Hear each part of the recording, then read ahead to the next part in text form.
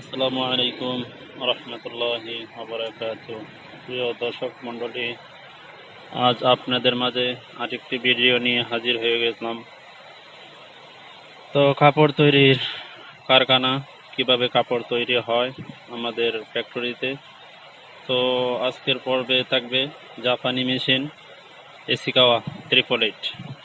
তো এই মেশিনে কিভাবে কাপড় তৈরি হচ্ছে এবং কিভাবে মেশিন চলে সম্পূর্ণ আপনাদেরকে দেখানো হবে। বিস্তারিত দেখতে আপনারা ভিডিওগুলো ভালো করে দেখে নেবেন। তো এই পর্যন্তই। তো আপনারা ভিডিওটি দেখতে থাকেন। যারা আমাদের চ্যানেলটি সাবস্ক্রাইব করেনি, দয়া করে আমাদের চ্যানেলটি সাবস্ক্রাইব করে নেবেন, পাশে থাকা বেল আইকনটি তুলে দিবেন আরও নতুন নতুন ভিডিও পাওয়ার জন্য।